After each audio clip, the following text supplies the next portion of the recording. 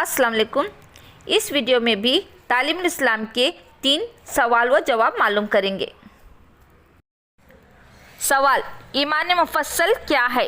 जवाब, ईमान मुफस्सल ये है, आमन्तु बिल्लाहि व मलाइकतिहि व कुतुबिहि व रुसुलिहि वल यौमिल आखिरि वल क़दरि खैरिहि व शर्रिहि मिनल्लाहि तआला वल बासी बादल मौत।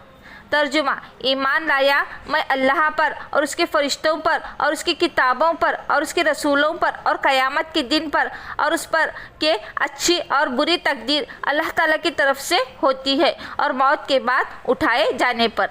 सवाल, तुम्हें किसने पैदा किया? जवाब, हमें और हमारे माँ बाप और आसमानों और ज़मीनों और तमाम मखलूक को अल्लाह ताला ने पैदा किया। सवाल, अल्लाह ताला ने दुनिया को किस चीज़ से पैदा किया? जवाब, अपनी कुदरत और अपने हुक्म से पैदा किया। अब दें इजाज़त, अगली वीडियो में फिर से 3 सवाल और जवाब होंगे। इस वीडियो को लाइक करें और अपने फ्रेंड से ज़रूर शेयर करें। अल्लाह हाफिज़।